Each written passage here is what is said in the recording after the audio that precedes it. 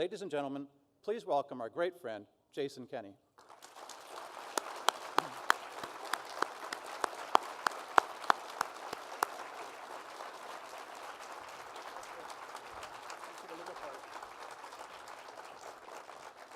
Well, thank you very much to my longtime friend Rick for those kind words and that kind introduction. Mes chers amis, avant que je commence, j'ai des tristes nouvelles. Comme vous le savez, des valeureuses troupes des forces d'opération spéciales du Canada sont déployées dans le nord de l'Irak pour conseiller et assister les Peshmerga kurdes dans leur combat contre l'organisation terroriste, le soi-disant État islamique. Hier, vers 14h50, heure d'Ottawa, un incident de tir ami est survenu lorsque les membres de nos forces d'opération spéciales ont été engagés par erreur par les forces irakiennes kurdes à leur retour à un poste d'observation derrière la ligne du front.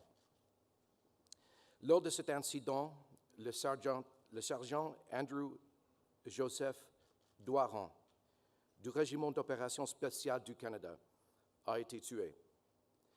3 autres soldats canadiens ont été blessés lors de l'incident et reçoivent des soins médicaux pour leurs blessures. Donc, au nom du gouvernement du Canada et tous les Canadiens, permettez-moi d'exprimer notre reconnaissance infinie pour le service et le sacrifice du sergent Doiron en tant que patriote canadien et offrir nos condoléances à sa famille et ses camarades. Friends, before I begin, I have some sad news to report. As you know, brave Canadian Special Operations troops are stationed in northern Iraq, where they're advising and assisting Kurdish Peshmerga militia in combating the genocidal terrorist organization ISIL. Yesterday, at approximately 3:50 p.m. Ottawa time, a friendly fire incident occurred when members of our Special Operations Forces were mistakenly engaged by Iraqi Kurdish forces following their return to an observation post behind the front lines. During this incident, Sergeant Andrew Joseph Doiron of the Canadian Special Operations Regiment was killed. 3 other Canadian soldiers were injured in this incident and are receiving medical care for their injuries. And so on behalf of the Government of Canada and of all Canadians, let me express our infinite gratitude for Sergeant Doiron's service and sacrifice as a Canadian patriot. And let us offer our condolences to his family and comrades. Friends, the bravery of our Special Operations troops in Iraq follows, of course, in a long line of Canadian heroes who have been prepared to make the ultimate sacrifice in the defense of our liberty. Let me tell you about one such hero. On November 23rd, 1917, Corporal Philip Konoval engaged the enemy during 2 days of continuous fighting to liberate the French town of Lens in what became known as the Battle for Hill 70. For his gallantry and conspicuous bravery, he was awarded the Victoria Cross, the highest honor, by King George V, the citation for which reads, "Under his able direction, all resistance was overcome successfully, and heavy casualties were inflicted on the enemy. In one cellar, he himself bayoneted 3 enemy and attacked single-handed 7 others in a crater. On reaching the objective, a machine gun was holding up the right flank, causing many casualties. Corporal Konoval rushed forward and entered the emplacement, eliminating the crew, and brought the gun back to our lines. The next day, he again attacked single-handed another machine gun emplacement and destroyed the gun and emplacement with explosives. This non-commissioned officer alone killed at least 16 of the enemy, and during the 2 days' actual fighting, carried on continuously his good work until severely wounded." Ladies and gentlemen, it was the superhuman bravery of men like Philip Konoval that won Canadians the reputation of being the shock troops of the Great War. And yet, Philip Konoval's story was in many ways a typically Canadian story. He was born in a part of Ukraine, then under Russian occupation. He joined tens of thousands of the men in sheepskin coats in crossing the Atlantic at the beginning of the last century to seek freedom and opportunity here in Canada, the newest part of the New World. And when the Great War broke out, many of those sons and daughters of Ukraine were regarded, sadly, with suspicion. Several thousand were actually interned here. But that injustice didn't deter Philip Konoval from seeing Canada at its best and for understanding that, for whatever its imperfections, Canada was an idea worth fighting for. His devotion to this country and its freedom and the freedom that it represents was only strengthened when much of his family died in the Holodomor, the communist famine genocide of 1933-34 that was meticulously planned in Moscow, deliberately killing millions of innocent Ukrainians. Ladies and gentlemen, Philip Konoval's story reminds us that some values and actions translate seamlessly over time, culture, and geography. We believe that the democratic values of human dignity and ordered liberty are universal aspirations and the birthright of all mankind. But history teaches us again and again that we must, on occasion, be prepared to fight to preserve those values against forces motivated by hatred, cruelty, and the desire to dominate others. The session is entitled Canada's Role in a Dangerous World. Thank you to Preston Manning and the Manning Centre for giving us this chance to discuss these hugely important issues. So what then is our role today? Well, in many ways, it's the same as it's always been. Canada isn't perfect, but in a sometimes dark world, we've always been a light of hope. Why? Because whatever our faults, we strive to promote and protect what is good and right and just. Our role in this dangerous world is, of course, to protect our borders and our people from those who threaten what we believe, to protect and promote our interests, and to advance our values wherever and whenever possible. That's not to say that we enter every dispute, or arm for every battle, or pretend that we have the answer to every simmering tension. Not at all. But neither do we answer every threat with a shrug of indifference or of weakness, or by seeking neutrality in the comfortable myths of moral equivalence. Instead, the conservative view is that each threat must be assessed and addressed with the clearest possible of understanding of what is right for Canada and the Canadian people. Like every nation, our resources are limited, and so we must choose. But one thing is clear, protecting Canada comes first. We must, in choosing, be realistic, but not cynical. We must be humanitarian, but not naive. To paraphrase Preston Manning, we must be soft-hearted, but hard-headed. And I believe that's what characterizes our government's Canada First defense strategy, which defines three key roles for the Canadian Armed Forces: the defense of Canada, the shared defense of North America, and contributing to international peace and security. But these elements aren't new. The protection of our homeland and our sovereignty are fundamental responsibilities, of course, of our military, as are search and rescue, support for disaster response, and the exercise of our northern sovereignty. And this work does not go unnoticed. Today, everywhere you go in this country, the Canadian forces are deeply respected. They're a source of Canadian pride. In fact, 90% of Canadians say in public opinion research that they have a positive impression of our military personnel, with those holding a highly positive impression having increased by 26% since the beginning of the last decade. But the strategic environment in which those forces operate is constantly evolving, and the traditional domestic role must keep pace. There is something of a paradox between the notion that there is little or no conventional military threat to Canada on our soil on the one hand, and on the other hand, increasing demands upon the security and defense establishment at home. En effet, il existe un paradoxe entre la notion voulant qu'il n'existe pas, ou du moins très peu de menaces militaires classiques actuellement en sol canadien, et de notre côté, les demandes croissantes pour plus de sécurité et de défense chez nous. Des demandes attribuables au terrorisme, à la cybersécurité et même aux désastres naturels, tous les domaines où les forces canadiennes jouent un rôle de soutien. Terrorism, cybersecurity, and natural disasters, all of these are areas where the Canadian Armed Forces are playing an important supporting role. The Arctic, too, presents a continual challenge with its vast, isolated, and austere terrain and its perilous climate. It's there that the storied Canadian Rangers fly our flag and patrol an environment that their ancestors have long known. But the world is changing. Something has happened that we have not seen for a century in this country. Canadians have murdered Canadians in the name of an ideology of hatred. Today, homegrown terrorism is not a remote concept, but sadly, a Canadian reality.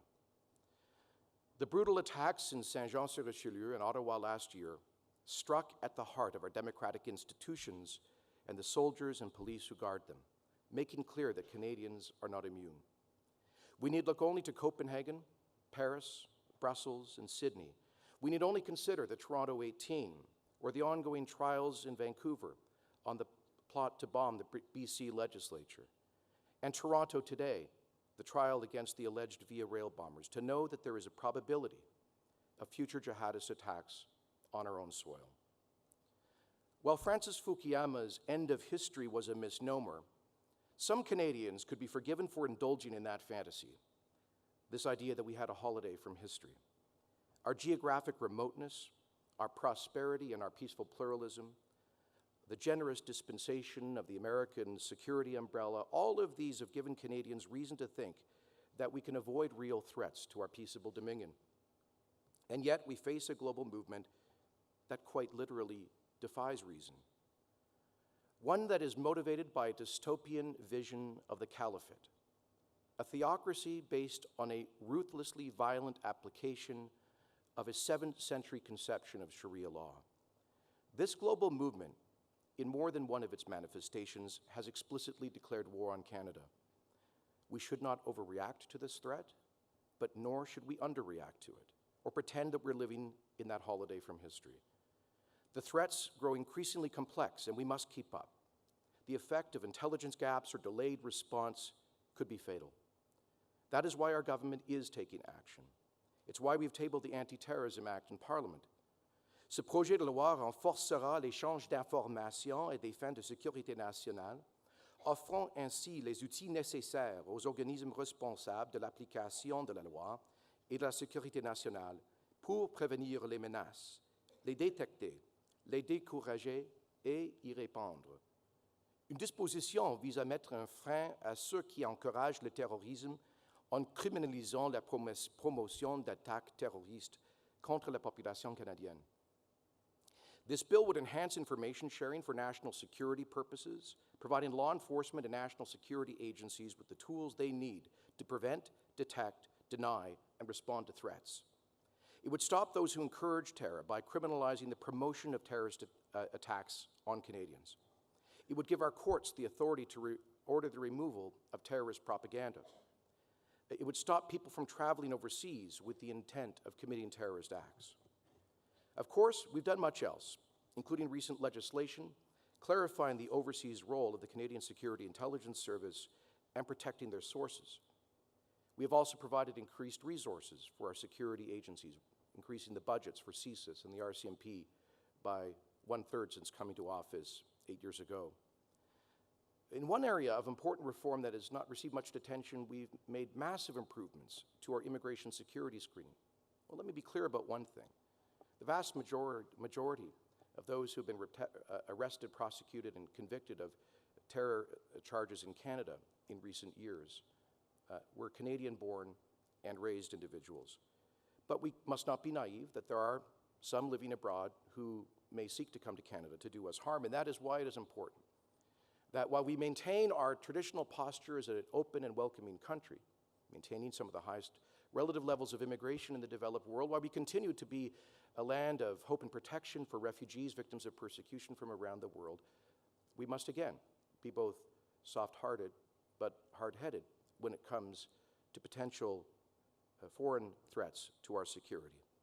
That is why we've massively improved information sharing on prospective visitors or migrants to Canada with our key allies. It's why we've begun rolling out biometric visas, starting with higher-risk countries, so that we will have digital fingerprints and digital photos that we can use against terror watch lists and security watch lists. It's why we are about to implement the exit-entry information system, which will improve by orders of magnitude our ability to protect our borders and the integrity of our immigration system. It's why we will be implementing the electronic travel authorization system for citizens of visa-exempt countries, so that we can do as Australia, the United States do, and ensure that they too are people that are welcome to Canada and would pose no threat. It's why we fundamentally reformed our refugee determination asylum system. When our government came to office, that system was fundamentally broken. It was taking years for us to get around to removing even manifestly unfounded asylum claimants, even those who in some cases posed a potential security risk to Canada. I think of the example of Ahmed Rassam, came to Canada with a false asylum claim, which was rejected by our fair and generous legal system. But because our system was so dysfunctional, he was allowed to stay in Canada for several years while engaged in and being arrested for petty crime and even operating a nascent al-Qaeda terror cell in Montreal. Ahmed Rassam was arrested in December of 1999 at the Port Angeles ferry crossing, seeking to enter the United States with a car full of explosives which he intended to use to murder civilians at the Los Angeles airport. So thanks to the alertness of an American customs officer, tragedy was prevented.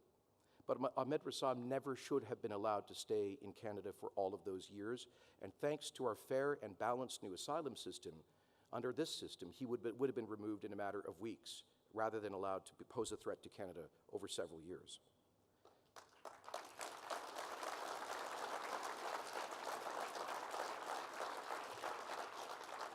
We've also significantly streamlined the process for the removal of convicted foreign criminals in Canada through the Faster Removal of Foreign Criminals Act. And yes, we've also strengthened our citizenship system, including restoring the power that existed until 1977 to revoke citizenship from convicted terrorists or traitors. And let me say a word about this, because our adversaries in the opposition parties oppose this power.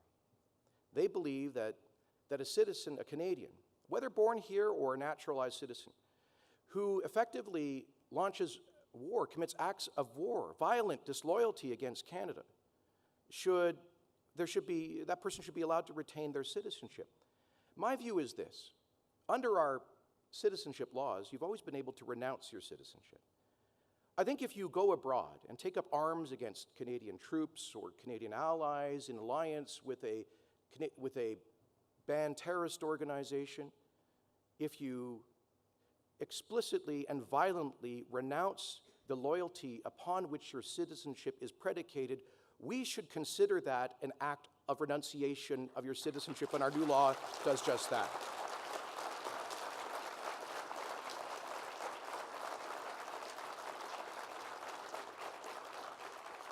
Now, friends, many of these provisions that I've just mentioned were actually recommended by the public service following 9/11, but were rejected for political reasons. Of course, we're taking all of these steps while respecting the rights of Canadians. And I believe that any supposed threat to our ancient liberties and free customs is enormously exaggerated. As the Prime Minister has said, security does not undermine freedom. It has, on the contrary, historically been what makes freedom possible. And let me make one more point for critics of our proposed anti-terrorism legislation who say that it vests significant new powers in our police and intelligence agencies. In point of fact, all of the significant, substantial new powers contemplated in Bill C-51 are vested in our courts. It is Canadian judges, the independent judiciary, who would decide whether those powers would be exercised by Canadian police or intelligence agencies. The powers we are proposing are, in fact, far more modest and far more encumbered by judicial oversight than those of virtually any of our liberal democratic peer countries. And so we continue, I submit, under this bill to err on the side of protecting our civil liberties, which we as Canadians all believe in.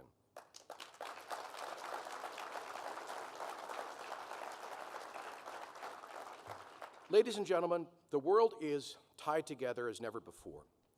Faraway threats can now move at the speed of light and hurt us here at home. Sometimes the international threats set up shop just down the street In Paris and Copenhagen, we watched terror unfold on television, eerily reminiscent of our own recent experience. From West Africa through the Middle East to Afghanistan and Pakistan, and south to Indonesia and the Philippines, there's an arc of jihadi violence that claims innocent victims every single day, sometimes in the hundreds. In Nigeria, the barbaric Boko Haram is literally raping and pillaging entire communities. In East Africa, Al-Shabaab continues its campaign of indiscriminate murder. In Libya, we witnessed unimaginable depravity committed against Copts for the crime of being Christians. From the rockets of Hamas out of Gaza to the beheadings of Daesh, of so-called ISIL, from the destruction of churches and Shia mosques in Syria by al-Nusra, to the bombings of al-Qaeda in Yemen, from the massacre of school children in Peshawar and by Deobandi fanatics like Tehrik-i Taliban, from the deprivations of Jamaat Islamiyah in Indonesia, to the bombing recently of a school bus in the Philippines by the thugs of Abu Saif. There is a connection between all of these phenomena. These are not isolated incidents. And the tendency of some in the West and some in Canada to see each of these as completely isolated, aberrant instances of violence is, I believe, willful blindness.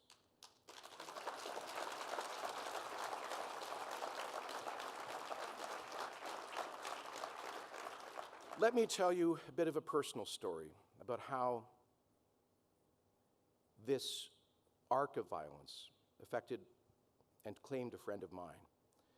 Several years ago, I visited Pakistan to review our immigration operation, but also to express my concern about the persecution of religious minorities in that country: Sikhs, Hindus, Shia Muslims, Ahmadiyya Muslims, Christians, and others. And I met at that time, in 2009, a remarkable man named Shahbaz Bhatti. Shahbaz Bhatti was the only Christian minister ever appointed to a Pakistani cabinet as the Minister of Minorities. And he and I developed a friendship that carried on through meetings and discussions over the ensuing years.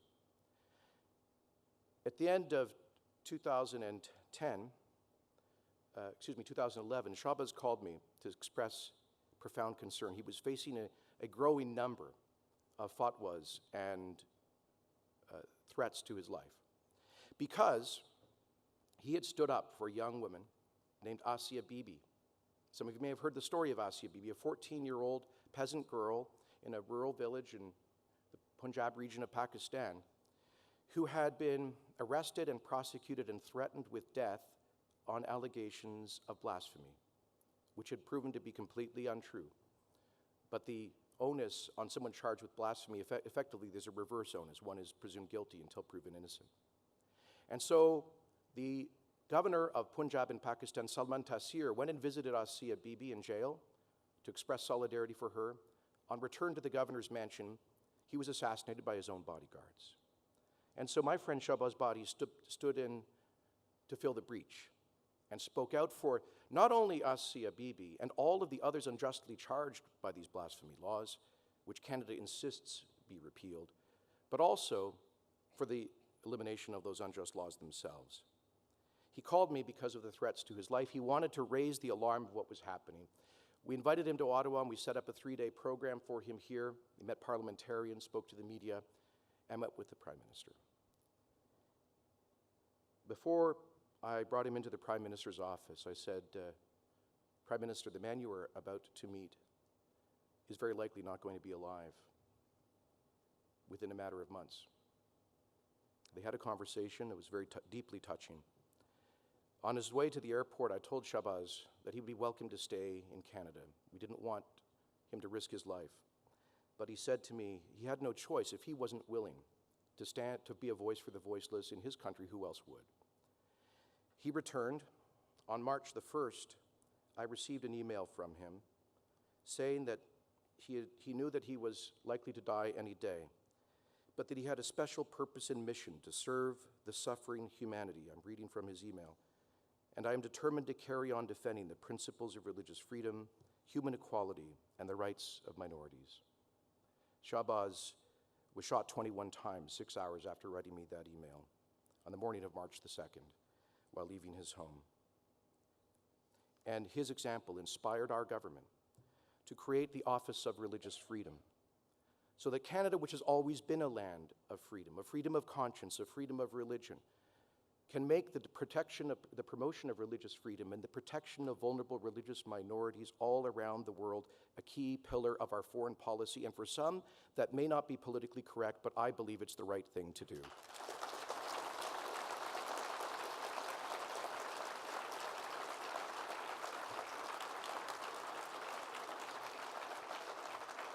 Friends, I spoke about how we must not misconstrue this arc of violence from Nigeria to the Philippines as isolated incidents of violence. I think in order to address it, we must accurately diagnose it.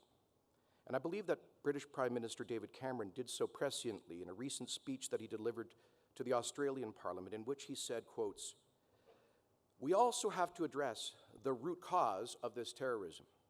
And let us be frank, the root cause is not poverty, though of course our nations are united in tackling deprivation wherever it exists. The root cause is not exclusion from the mainstream. Of course we have more to do, but we are both successful multicultural democracies where opportunities abound. And the root cause is not foreign policy. Now, I can show you examples all over the world where our aid and our action have saved millions of Muslim lives, from Kosovo to Syria. That is as true of Canada as it is of Britain. But that is not actually the real point," he went on to say. "In our democracies, we must never give in to the idea that disagreeing with a foreign policy in any way justifies terrorist outrages. No, the root cause of the challenge we face is the extremist narrative itself. So we must confront this extremism in all of its forms. And we must work with the overwhelming majority of Muslims who abhor the twisted narrative that has seduced some of our fellow citizens," close quote. I agree, and he reminds us that while I speak of religious minorities, the vast majority of the victims of this dystopian vision of the caliphate from Nigeria to the Philippines are innocent, peaceful Muslim people who simply want to raise their families in peace and security, and we stand with them. We stand with them around the world. We stand with them in Iraq today. We stand in defense of the vast majority of Muslims who reject this cult of violence. Canadians are in solidarity with them.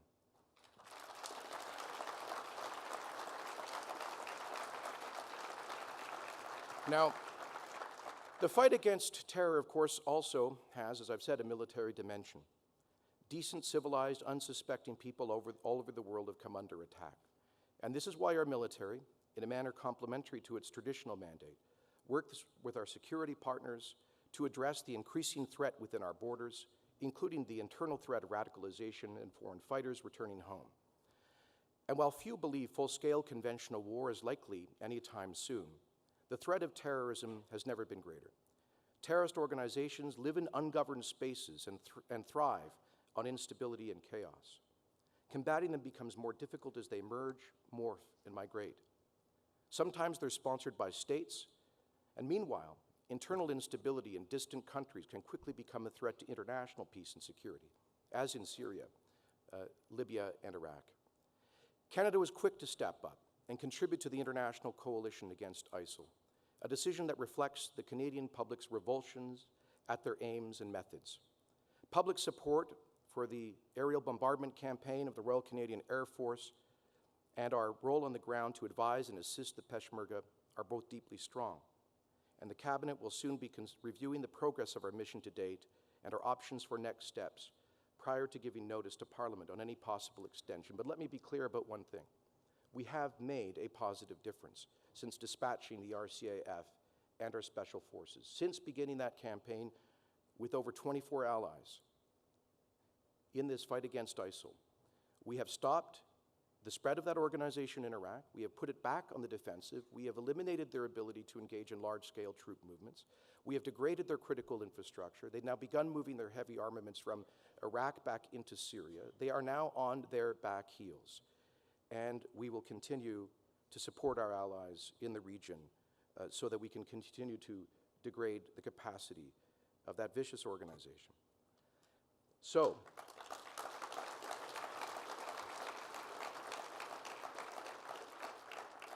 of course, not all of the challenges come from non-state actors.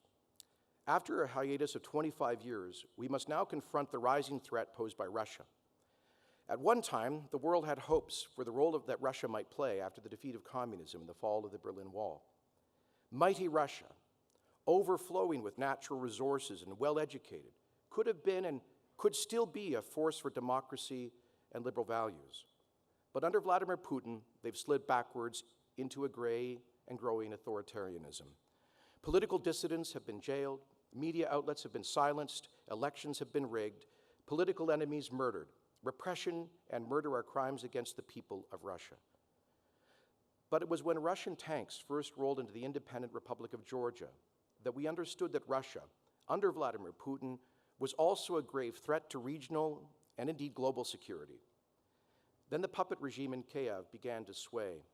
The Ukrainian people had had enough of being in the Russian orbit under the thumb of the corrupt Ukrainian president, Viktor Yanukovych. On Friday 20th of last year, just after 9 a.m., anti-government protesters faced off against riot police in Kiev's Maidan Central Square. 2 hours later, 46 protesters had been murdered by pro-Russian government snipers.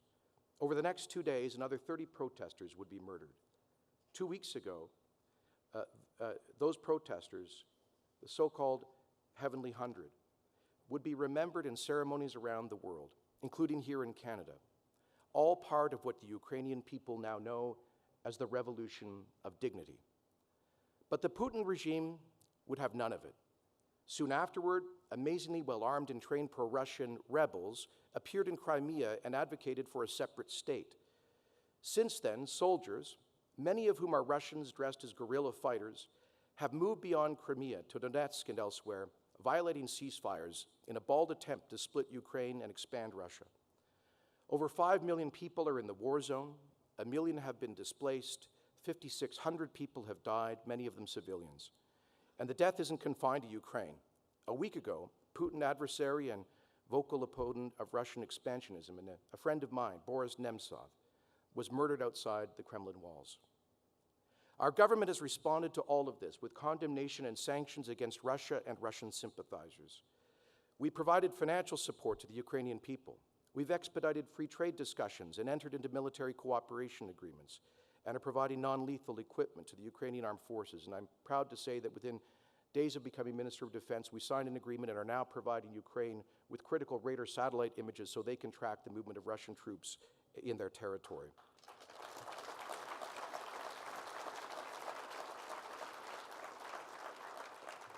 Meanwhile, we continue to work with our allies to find new ways to punish Russian aggression. I couldn't have been more proud of our Prime Minister when, in Melbourne at the margins of the G20 summit, he said to Vladimir Putin, "I guess I'll shake your hand just so I can tell you, you need to get out of Ukraine right now."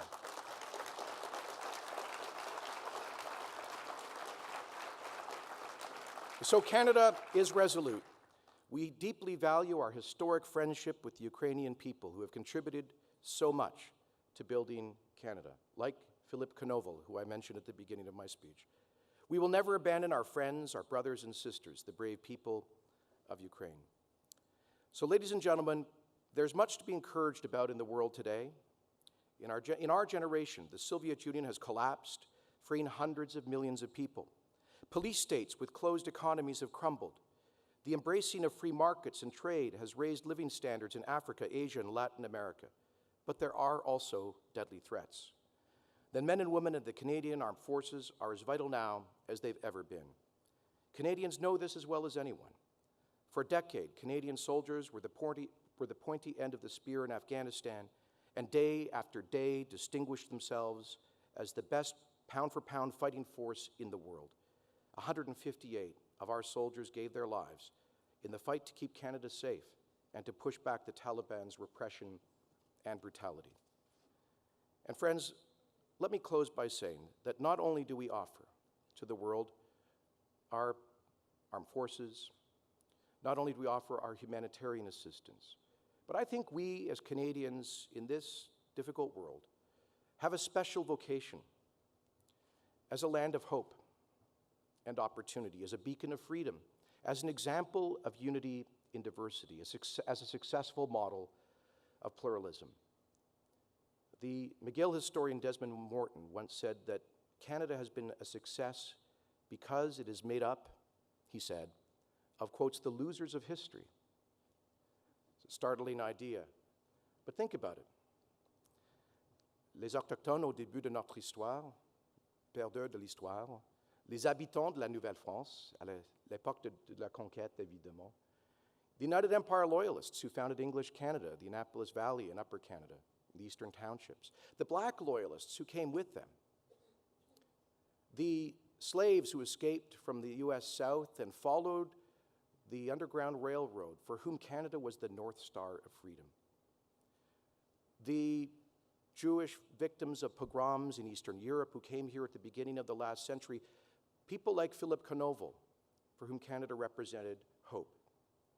And wave after wave of the losers of history. John Macdonald himself, the founder of Canada and the Conservative Party, was the grandson of Highlands Clearance Scots who were on the wrong side of the Jacobite Rebellion. The potato famine Irish, including my own ancestors who came here in the mid-19th century, losers of history who helped to found our country. As you can see, my family has since recovered from the famine.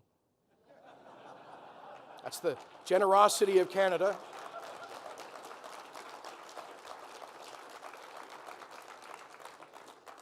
To the Vietnamese of 1979, the Hungarians of 1956, the Czechs of 1968, the Chaldean Iraqi refugees, 20,000 of whom we have welcomed in the past several years.